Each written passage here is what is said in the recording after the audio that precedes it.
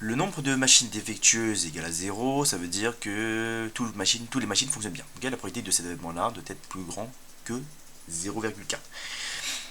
Là, pareil, on va se servir de notre cours. Et ben, il dit que c'est-à-dire que sur n machines, il y a 0 défectueuse. S'il y a 0 défectueuse, c'est-à-dire que toutes les machines fonctionnent bien. Donc là, pareil, probabilité de l'événement défectueux, c'est ça. P de D égale à ça. Okay, donc si on a que des machines qui fonctionnent bien, on a ça. Donc, dans votre cours, il va vous dire ça. Donc la probabilité de l'événement où ça tombe en panne, défectueuse, et elle est à 0. Okay, donc ça c'est K, multiplié par la probabilité de l'échec. L'échec, on va dire que par rapport à c'est-à-dire stable, c'est quand on tombe sur une machine qui n'est pas défectueuse, donc qui fonctionne bien. Et là j'ai N. Et ceci doit être plus grand, ça, tout ça là, ce que j'ai écrit, et ça correspond à ça. Faites référence à votre cours. Là j'ai N, K, K. Et là j'ai N moins K. Et K il vaut 0, donc ça fait, je peux très bien mettre ça ici, hop, ça fait ça. Okay, là j'ai la formule complète du cours. Ceci doit être plus grand que 0,4.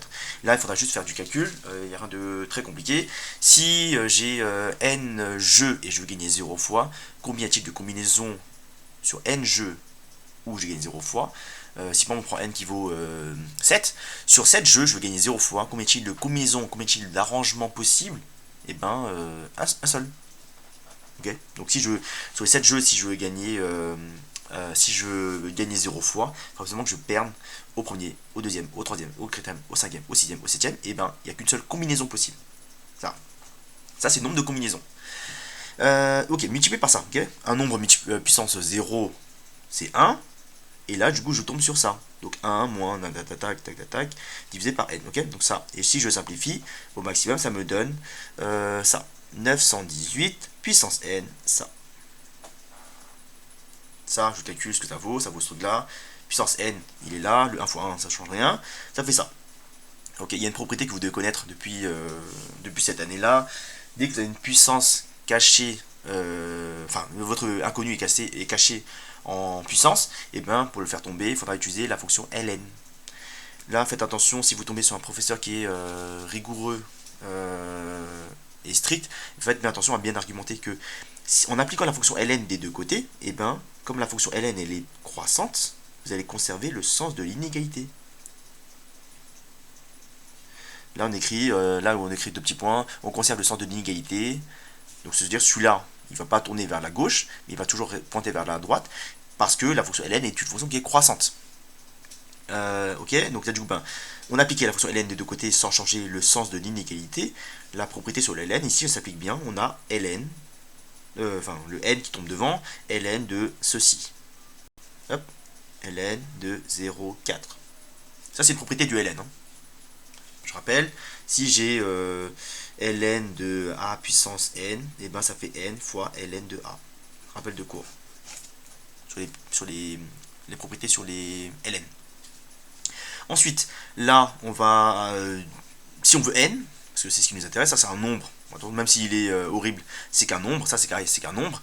Là, on va diviser par ce nombre-là pour libérer le n, pour avoir que n soit tout seul, pour isoler le n. Okay, donc on va diviser par ce truc-là. Faites bien attention quand on divise avec une équation, qui est notre cas ici, faites bien attention à savoir si on divise par un nombre positif ou un nombre négatif. Comme je connais bien mon cours, je sais que ln il est comme ceci, donc à partir de 1, ici ça fait un truc comme ça, hop. Avant le 1, le ln de 0,9, ln de 0,8, ln de 0,99 si vous voulez, ça fait un nombre négatif. Okay, ln de 1,3, ça devient tout de suite un nombre positif. ln de 1, 0. Donc ce nombre-là, comme il est plus petit qu'1, quand je calculerai son image par ln de ce truc-là, vous pouvez vérifier avec calculer, c'est un nombre qui est négatif. Sans vérifier, d'abord vous devez savoir. Si on divise par ln de 0,918 de part et d'autre, forcément, comme vous divisez par un nombre négatif, vous allez devoir changer le sens de l'inégalité. Et là, pareil, je pense que ça serait bien que vous le justifiez. Donc là, vous allez faire ça, ceci, on divise par ln de ceci, là, pareil, on change le sens de l'inégalité, car on a divisé par un nombre négatif. Ok, ln de tac, tac, tic, tac, tac, tac, est négatif. Vérifiez-le, vous allez trouver. Ok, on tombe sur ça. Et bien là, vous tapez ça à la calculatrice, vous allez trouver un nombre entre 10 et 11. Si vous avez un doute sur la réponse, parce que du coup là, on vous propose dans les réponses à choix multiple, la question à choix multiple, et ben il y a le 10 et le 11, ok, pas de chance. Et ben, testez les deux. Ok, vous allez tester les deux, vous allez voir que ça sera celui-là la bonne réponse.